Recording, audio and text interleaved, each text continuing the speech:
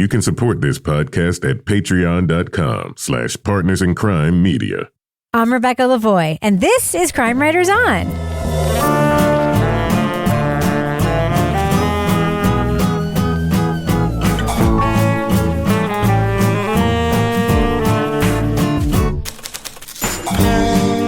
Crime Writers On is the original true crime review podcast that digs into true crime, pop culture, other podcasts. And on this episode, it was the famous study that proved how unchecked power can lead to abuse of authority. But was the study manipulated to achieve its shocking results? We'll discuss the new series, The Stanford Prison Experiment, Unlocking the Truth.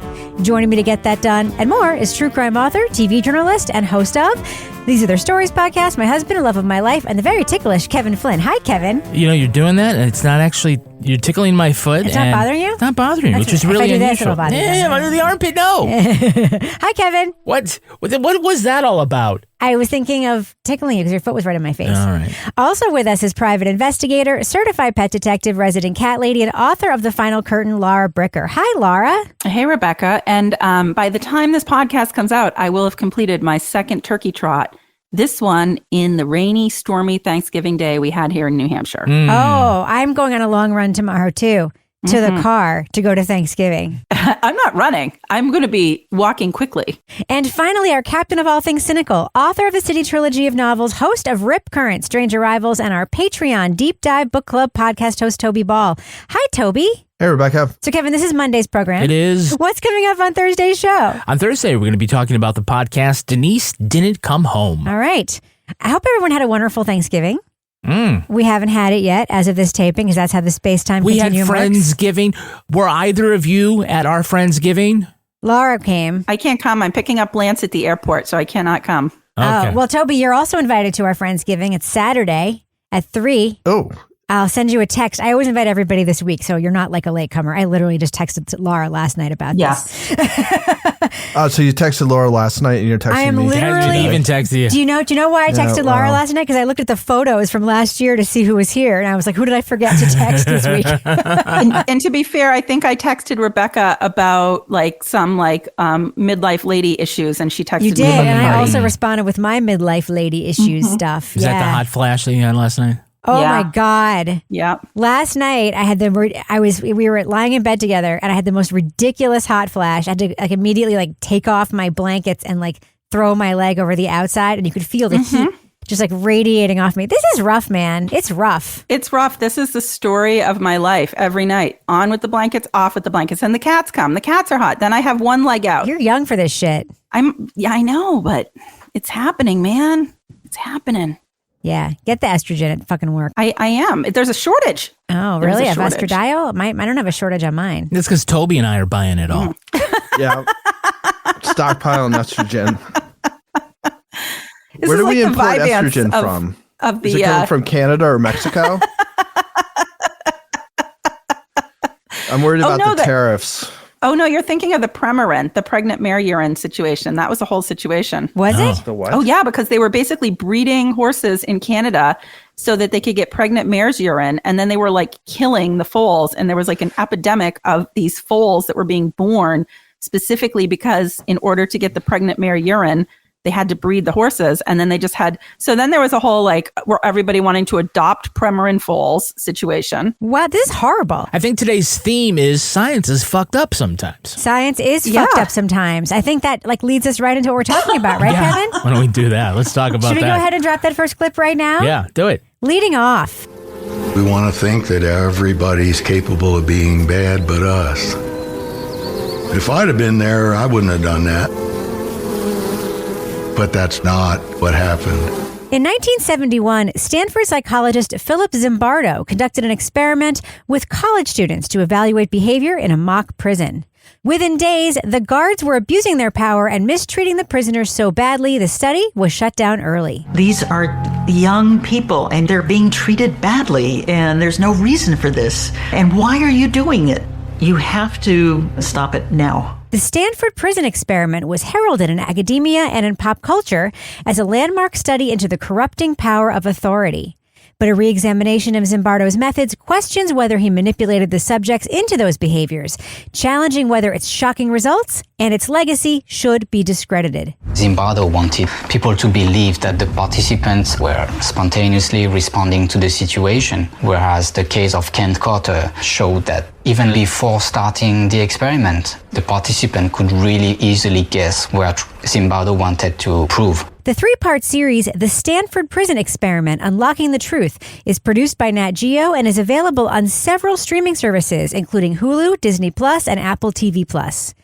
It unearths Zimbardo's scientifically dubious methods that steered the study toward its violent conclusion. It also reunites the former guards and prisoners, some for the first time, to explain what was really driving their actions. Spoiler alert, we're going to be talking about plot points from the Stanford Prison Experiment, Unlocking the Truth. So if you want to remain spoiler-free, go to the estimated time code in our show notes for our thumbs up or thumbs down reviews. So Toby, the Stanford Prison Experiment is something that is ubiquitous, right? In all kinds of conversations. Like you've definitely been familiar with this before, right? Yeah. I mean, I've even taught it in social studies. So yeah, I mean, I think it's this one, and then it's the Milgram electric shock experiment where they keep telling people, supposedly to give high doses of voltage of electricity to volunteers who are like screaming in the background, but it's all like a setup. But those are like sort of the two probably most famous experiments like this that kind of grew out of trying to explain what happened in Germany and essentially how the Holocaust happened and how people kind of abetted that. So, I mean, there's generations of kids who've been brought up with this as being like sort of a very, very important insight into human nature. And I didn't know of any pushback. I mean, I'd kind of seen that there are articles about it very recently, which I assume are sort of associated with the guy Thibault, who's in this documentary. But yeah, I mean, I would imagine it's probably the most famous social science experiment in the U.S. Probably after the kid marshmallow one, maybe. That was the only one I could think of. Which is the kid marshmallow one where they give one? A kid a marshmallow and tell them if they wait to eat it, they'll get a second marshmallow. And if they, that one? Anyway. But you don't know the name of that, and they didn't make a movie out of that. Absolutely. This is You're why, correct. You're correct. And Milgram is about following orders, and this one is about how circumstances can lead your behavior to devolve. Yeah, well, we can talk about it later, but I think this might be closer to the Milgram one than the way Zimbardo is trying to put it out there. Yeah. So, Laura, I see in your notes that you were not familiar with the Stanford Prison Experiment. No, I don't know. I don't know how. Quick question. Were you surprised by Zimbardo's hair when you first saw him? Not being familiar with his work, you probably also were not familiar with his weird hair. He's 91 and dark like Elvis. He always dyed his hair black. It's super like a weird. Porn star. Yeah. From the 70s, which is appropriate given when this was done. No, I wasn't familiar with this, which is interesting because this is kind of the field that I work in. I don't know how I wasn't familiar with it, but it definitely, him as a character, orchestrating this as the puppet master behind the scenes, and then, watching how, even though this has been criticized and pointed to as being done in a way that, wasn't actually setting it up in a way that was going to be legit, he continues to go on the talk show circuit. He shows up in Abu Ghraib, like as an expert witness. He's on always putting himself out there, still referring to all of his findings, despite the fact that, for the most part, it seems like people agree that this wasn't done in a way that was actually following kind of established protocols in terms of how to get the actual, best authentic results, right? It was a dramatic story. He got tons of news coverage. Lots of people wanting to talk to him. Lots of people wanting to hear his opinion. Zimbardo became an authority on prison. He spent his career speaking as an expert witness in court cases, defending people in prisons who've done awful things. And a lot of it has to do with the participants and how they were trained in advance and so forth, Kevin. Yeah. But there are a lot of participants who are in this documentary. What do you think about the participation of all these men? Yeah, well, I love that they got the old subjects involved. I mean, their input is really important, in part because that's, the experiment is sort of about them. And some of the people that were there, were some of the most important. You got Phil, the prisoner, who apparently had, a meltdown. And then, of course, John Wayne himself, Dave Eshelman. And so, these are like really important people there. So I'm just talking about them Philip is certainly the most entertaining of the prisoners. I'm not sure why he wasn't more explicit in his other appearances over the years on TV. Maybe it's because every time he was with Zimbardo. But, he was told that the only way to get out of this experiment was if he had a breakdown. So naturally, he faked a breakdown. I thought, well, there's 3 things you need to do. You need to be agitated in your body, you need to be screaming, and you needed to generate tears. I want out! I don't want out! I want out! All I was thinking was, keep this up. Try not to give in too quickly to saying, oh, I'm faking it to get out. I'm glad they had the chance to do that, to bring them in. And I would also love to talk later on about what they do in episode 3 where they actually bring them on the set. I thought that was really great. Yeah. So, Toby, there is this myth. I don't know if it comes from Lord of the Flies or if it comes from people liking to think that they're better than people who make horrible decisions in stressful situations. But there is this myth that if you just put people together, it will all devolve and they'll all turn on each other. And later in the documentary, I believe it's the BBC, does their own version of this and figures out that it's not about the people being there. It's about the leadership of the people, or at least that was their conclusion. What do you think about sort of the ethical setup of what Zimbardo said he was trying to do? If you even take what he actually did out of it, just the setup itself is kind of fucked up, right? Yeah, and you couldn't do it today. I mean, have you guys ever had to do human subjects, taking a human subjects test or do any of that? So you have to, there's kind of this text that you read, and then you have to take this test, and it's about how do you ethically conduct research with human subjects. And you can tell that there are certain experiments that they reference at different times. It's like the Tuskegee syphilis thing is one of the things, but this is definitely one of them too. And they're just things like you have to inform people that they can leave the experiment whenever they want to. The chance for harm to come to the human subject has to be outweighed by the benefits that the subject will receive from being a part of it. Things like this. There's no way that this would get past an institutional review board to get done now, just because it's really about manipulating people and trying to make people feel fear, feel unsafe, feel as though they have no agency anymore.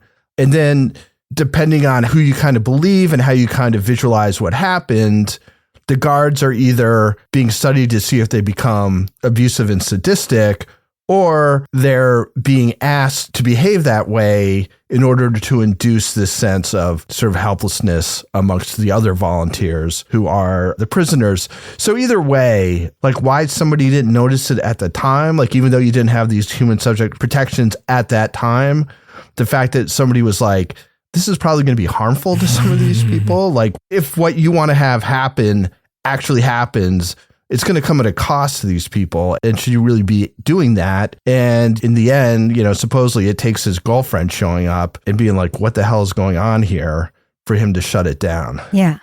So, Lara, we do see that Zimbardo himself, or we learn that Zimbardo himself was priming the participants to basically go in the direction he wanted them to go. Because we hear him say it to the media again and again and again that there was no training. They were just thrown into the situation and they were told, you're a prisoner, you're a guard, essentially. And then we find out, because the archive reveals, that he did, in fact, run training with the guards to kind of tell them what to do.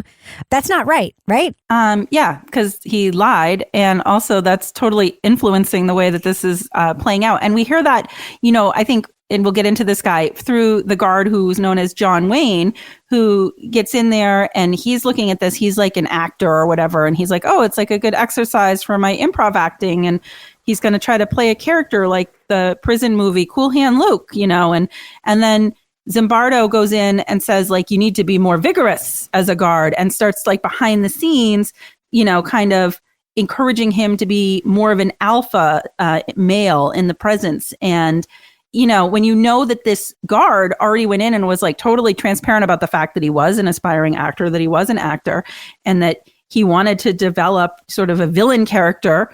And so his acting teacher was like, hey, this might be a good thing for you to try, So I think when you hear that, it's supposed to be oh no, this is just going to be what happens when people are in this experiment.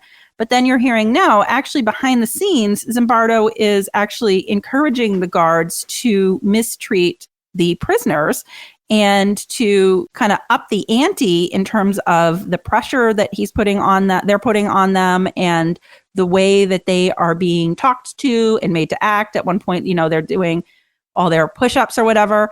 It's definitely not the sort of like, oh, we're just going to put this experiment into play and see what naturally happens that people were led to believe at the time. And then when you find out also that only 6 hours of the 6 days was like videotaped and recorded. 1 hour and 6 hours of audio, right? No, it was 6 hours of video and 30 hours of audio. Oh, my bad. Yeah. But still, I'm like, okay, so why wasn't that all done if you actually wanted to document this and have an authentic, accurate portrayal of what happened so that you could actually then use it for scientific study purposes afterwards, Yeah.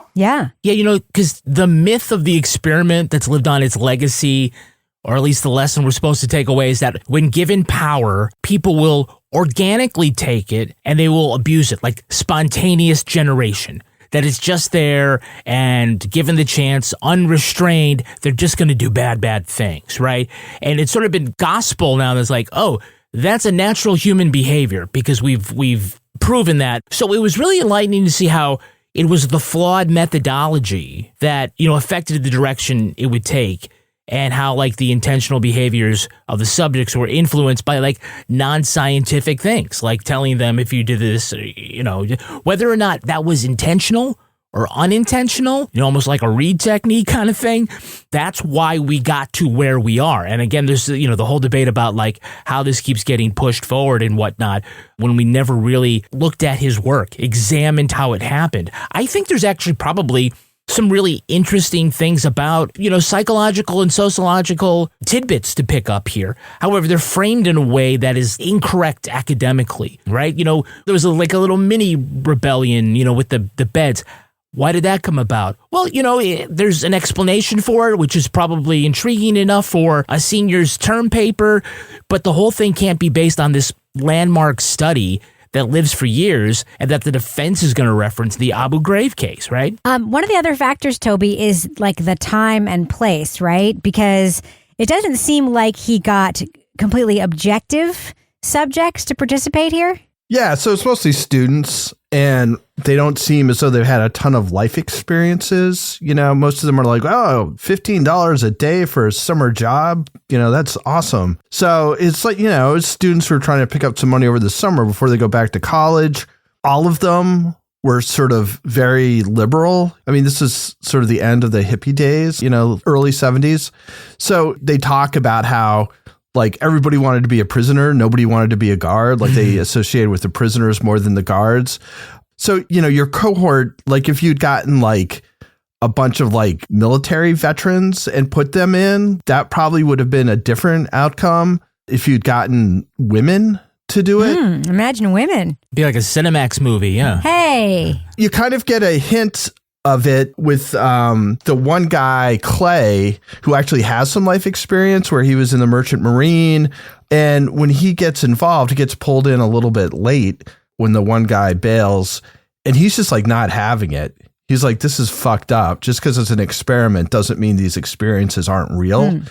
And because of this, he's sort of mature enough to be able to sort of think of it in this way. He gets punished. He gets put in the hole, and sort of the big moment that everybody identifies, which I couldn't quite figure out why it was such a big moment, but it has to do with Clay being in the hole and whether people are willing to sort of sacrifice in order to help him. And the answer is no. Yeah. There's so many things that are wrong with this, but one of them is the idea that a bunch of like 19, 20, 21-year-olds who are going to Stanford or other area colleges are somehow representative of society as a whole, and that the way a bunch of 20-year-old dudes act is what we should use as a model when we take a look at institutions all over the world and the way people act within them. It's bizarre because you wouldn't use that same cohort to demonstrate sort of other universal laws. It's a cohort that's convenient because it's being done at a university in an area that's got a bunch of colleges and a bunch of young people. So it's like, yeah, just bring them in. And it's people to be willing to do this for $15 a day. But, for only $5 a month, you can join us on Patreon and get all sorts of great stuff. One day in the Stanford Prison Experiment, you could pay for 3 months of our Patreon. Yeah, we will not We will not put you in a smock with no underwear and make you do push-ups. No. I mean, if you want that, like, you do you. Okay, We're not going to steal your bedding. Not going to steal your bedding. We're not going to walk around and talk to you in a fake Southern accent. What'd you say, Toby? I think we'll force them to eat hot dogs. 100%. Yeah. Hot dog day. Yeah. You know, if you don't eat it, we're going to shove it, well, whatever John Wayne says. You get great stuff, though. Like I said, for $5 a month, what you can do is you can join us on Patreon at patreon.com/partnersincrimemedia. Some of the exclusive stuff you'll get is the Crime Writers on After Show. Yes. This week, we're going to be talking about the new documentary on Netflix about the JonBenet Ramsey case. Rebecca has some hot takes about that. Talk about, stories that have lived on with a certain perception, right? That the legacy of that probably doesn't match the facts and just sort of gets embedded into public consciousness. Yeah, that's going to be an interesting discussion. Other great stuff that you can get is Rebecca's Readathon podcast with updates on the Karen Reed case. We have Married with Podcast. The corruption case. Which Married with Podcast is our advice podcast. Toby Ball's Deep Dive Book Club podcast. The latest episode, it's on the book The Sullivanians. And Toby, why don't you pull back the curtain? Why did it take so long to record this? Oh. Why did it take so long? There was a whole bunch of different circumstances. There was somebody who wasn't going to be around technology. 2 people got sick. I mean, it was just one thing after another. It all pretty much, the one common thing was the actual book, The Sullivanians.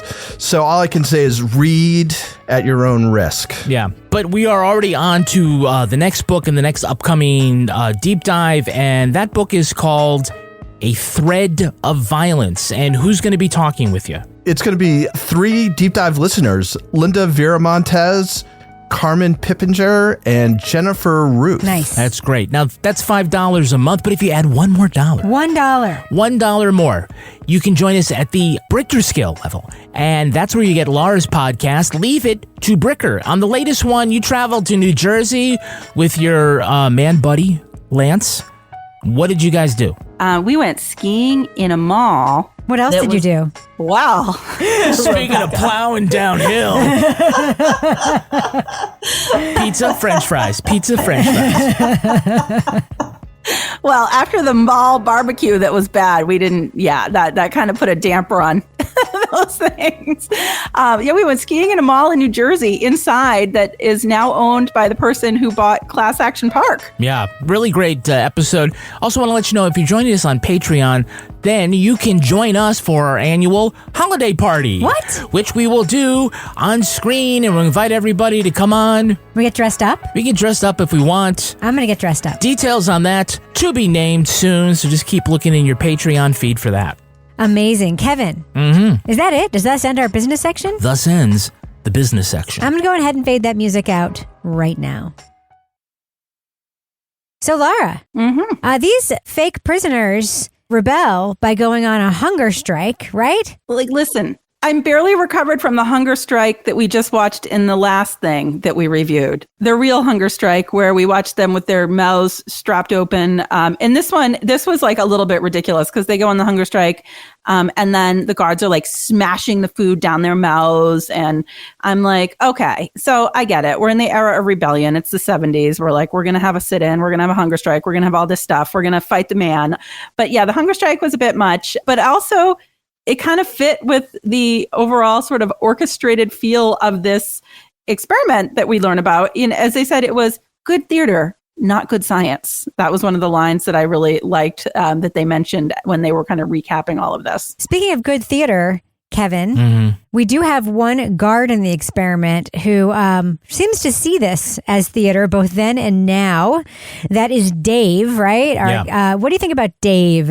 Yeah, I mean, Dave, he's probably arguably the most important figure in this entire experiment, right? Because he's supposed to be, when you look back, this one guy is the embodiment of power corrupting and evil, right? And if it weren't for him, he is super influential in the way the experiment is viewed. And when we learned that he went in thinking that he had to literally play a character, which is evidenced by like his fake Southern accent and the whole Cool Hand Luke shtick. It should have been obvious, like, yeah, he is playing a part. This isn't like how the actual power has gone to his head and now he's evil. You know, were it not for that play acting, the experiment like would have been completely different, right? And so you got to look at him today. Now, this is a guy who seems like he's pretty full of himself, right? He's a little, we'll say, over dramatic. He's still performing, whether that's like in his British invasion band or, you know, the piano. He's absolutely cool with going down the water slide 50 times for the cameras for their B-roll of him like trying to shoot a basket at the same time. How'd we let ourselves get duped like this? No, no, no, no. Childish leaders who cannot lead. Wealthy plutocrats consumed by greed. Kevin, he's wearing flip-flops with a dress shirt. Yeah, like he's a real character, and he just seems slightly unsympathetic to the feelings of the others over the years, right?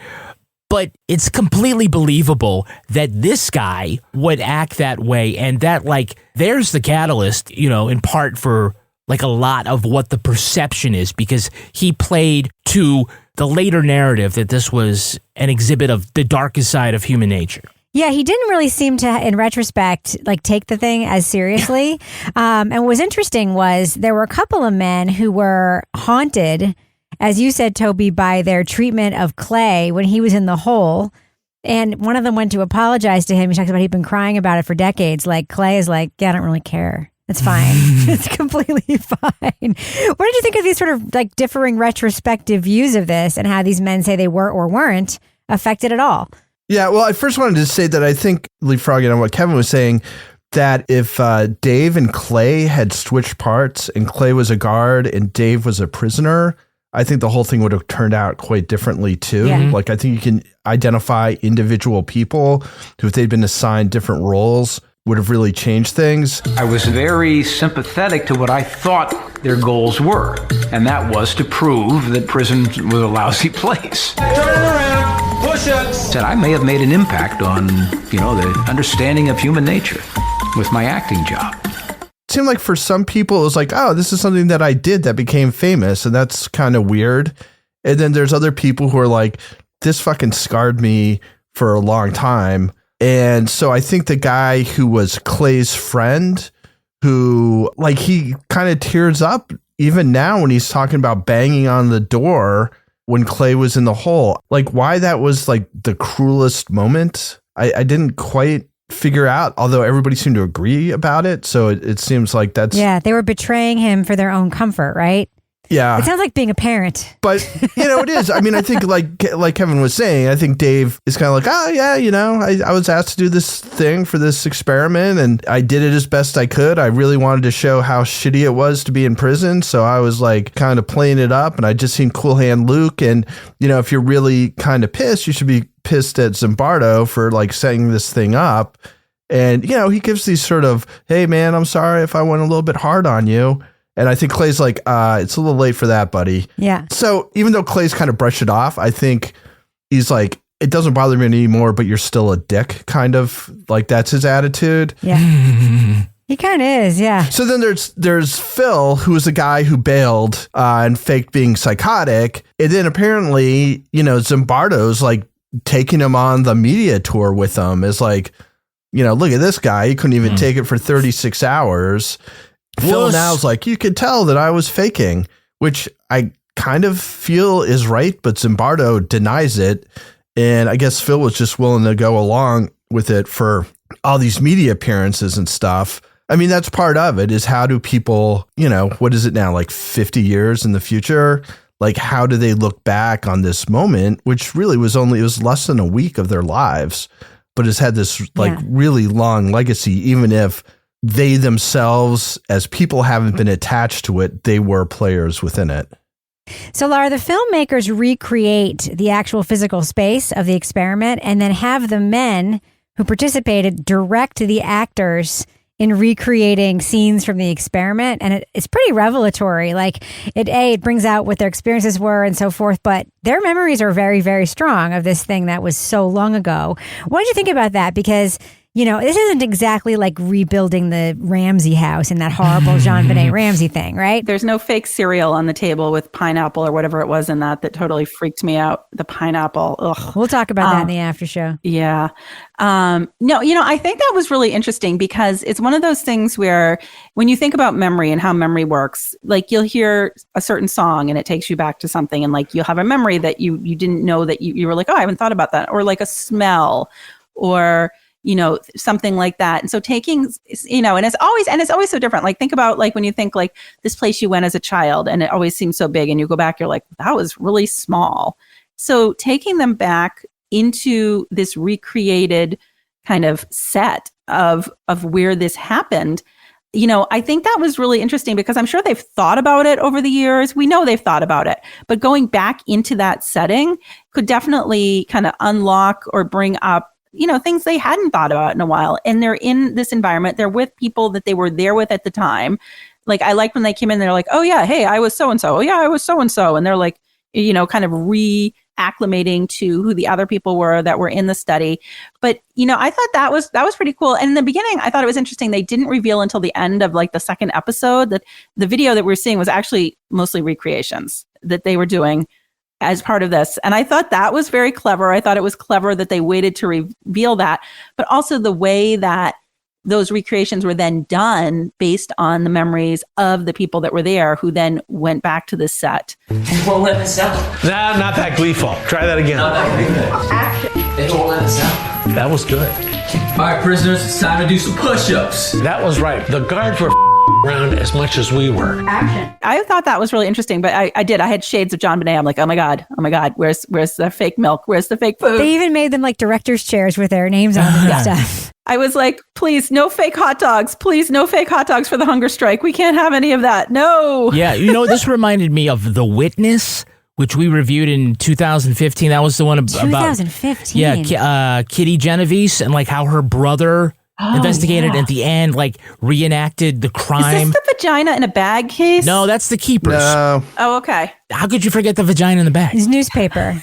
Wrapped in newspaper in the freezer. Which for sure was not her actual, Sister Kathy's not her actual vagina. Okay, The Witness. Oh wait, The Witness is coming back to me. Yes, I'm remembering. The very end, right in the half, and it's basically they have the woman scream like Kitty Genovese to see if anyone would come, and they do it like in the actual play. Right, yeah, So, I think it was clever to bring those guys not only together and sort of like hash it out with one another, and I would call it a safe space. It's a set and they're fucking around at craft services, eating crackers and whatnot. But like to let each of them sort of direct the actors playing them to express like what they felt and how they think it should go. I thought that was really unique and in some points moving, especially like when you get to the part about the everybody banging on the door and that one guy. That really like touched me. Like I was kind of welling up to see like his pain carrying that one thing after 50 years. Man, like we bring stuff with us,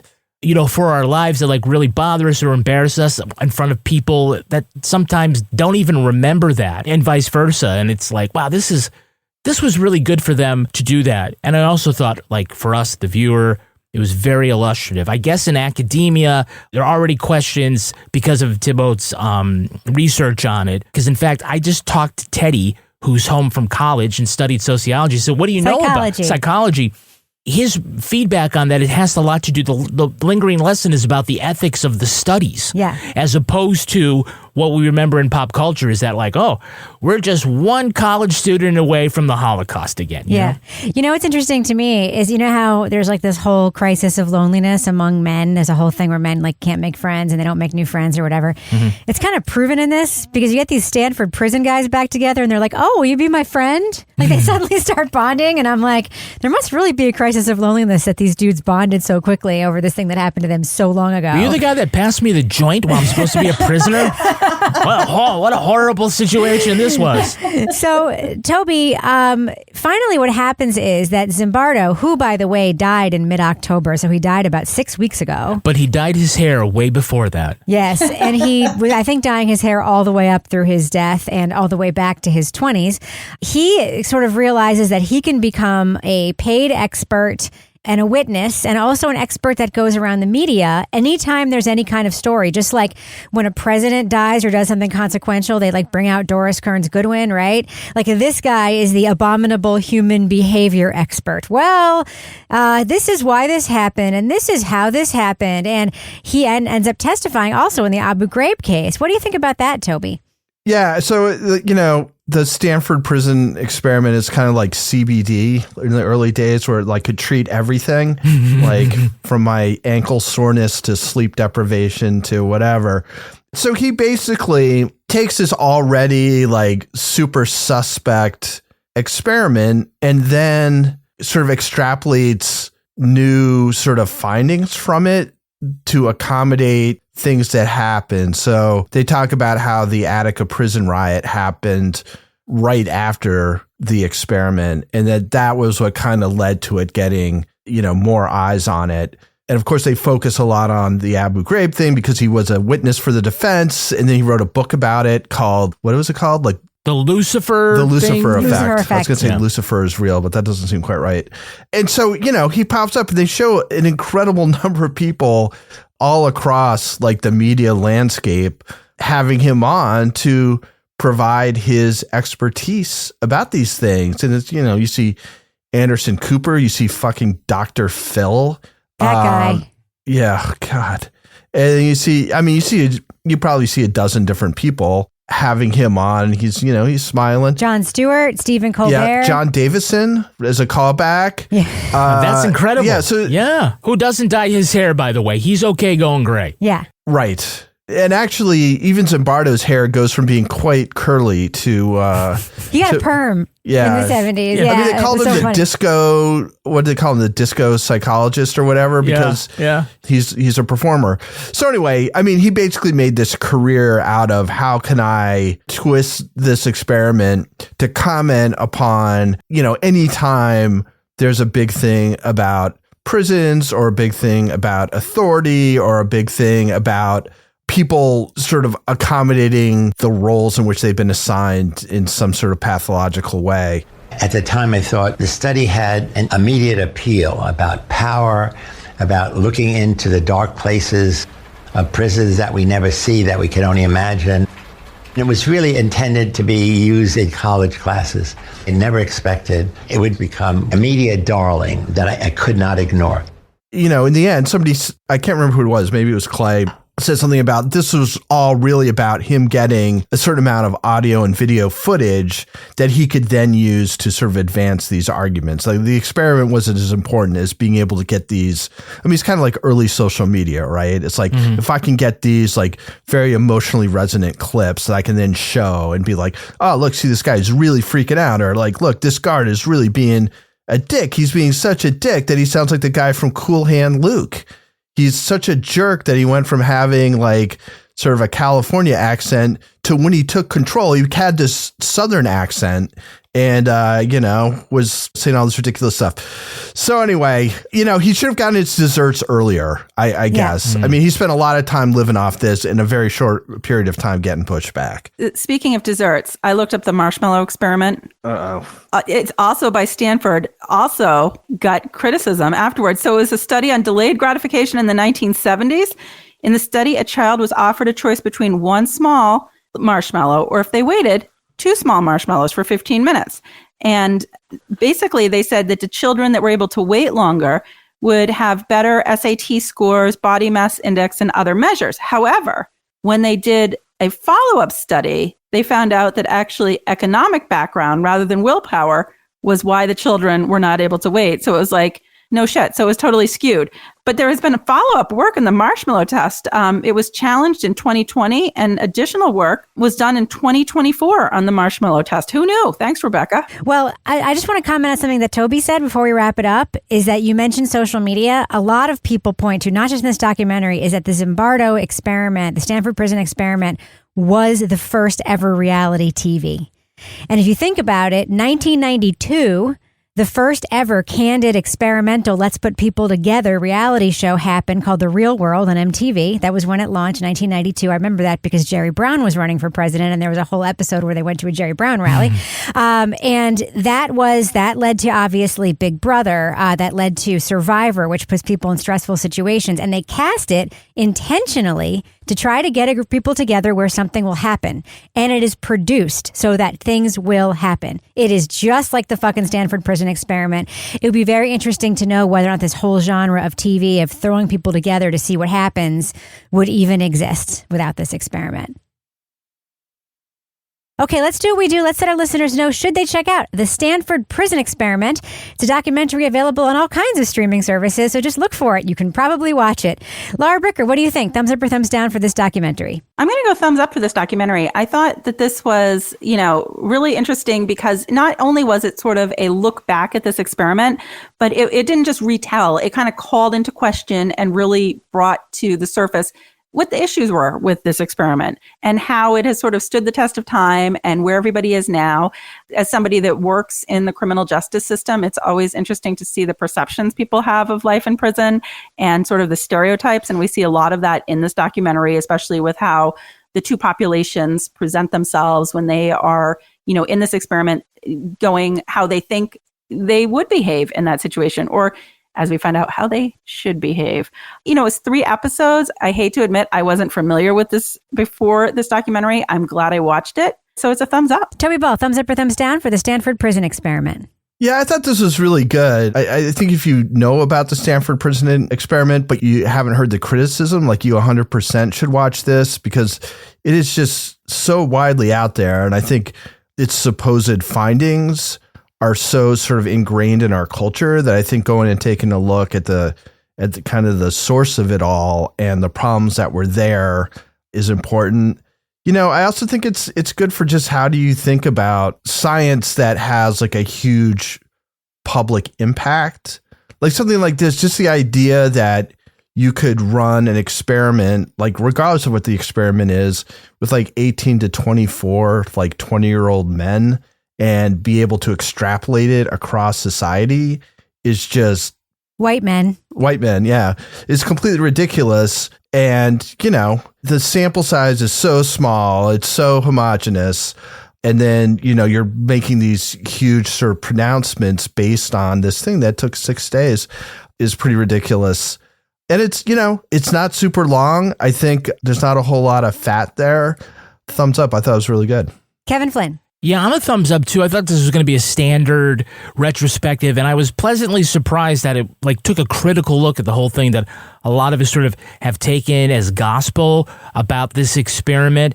Usually they say unlocking the truth or setting the record straight. It's like some bullshit marketing thing where they make a subtitle out of it. But this was really thought-provoking because in the end, what we find out is how the methodology that got us to that conclusion was so flawed in very simple ways, in ways that if there had been any sort of critical analysis of the actual study, that it would have really been called into disrepute.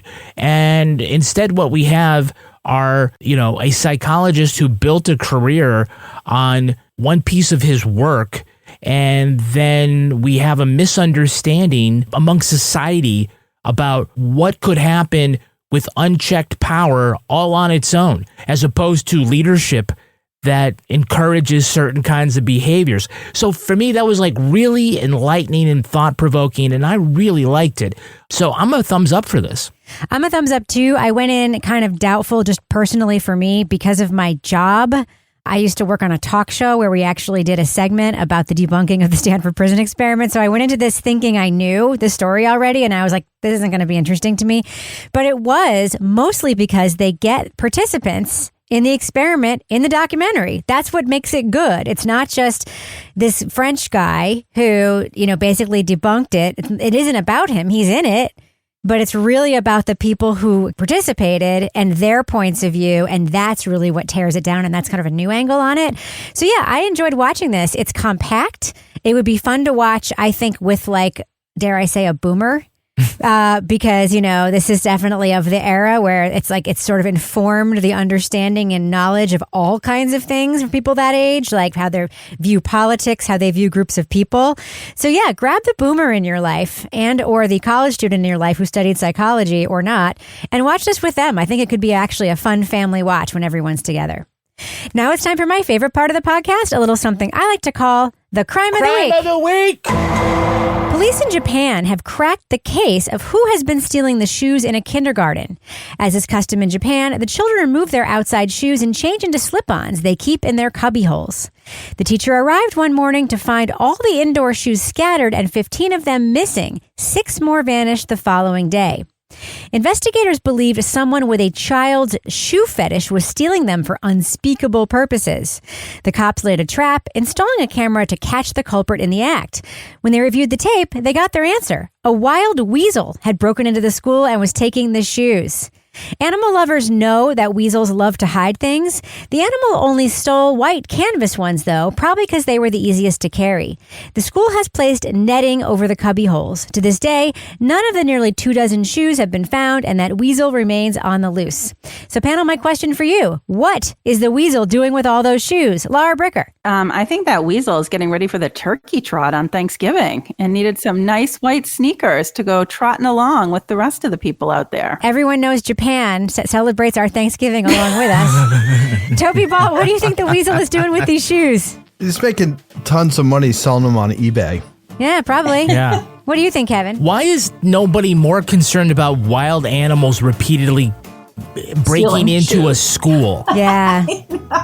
Like, that was the thing. Oh my God, he took the shoes. Like, oh my God, there's a fucking rodent running around. If the hamster gets out of the kid's cage in the classroom, everybody freaks out.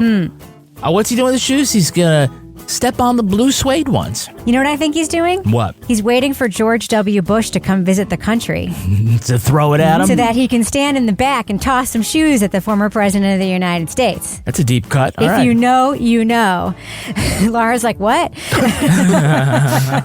I grew up in Vermont with no television, Laura says. Laura Bricker, if folks want to reach out to you on social media and learn more about the weasels native to your home state of Vermont, how can they find you on social media? You can find me at Laura Bricker on Instagram. And now I'm on the Blue Sky, which is just like the old Twitter, and it's making me happy. It's like old Twitter. You can not see the things you don't want to see. People actually get kicked off when they do shitty stuff. Yeah. It's fantastic. For now. I know. Toby Ball, how can you be found online? I'm on Blue Sky too, at Toby Ball NH, and I'm still on Twitter and all that other stuff.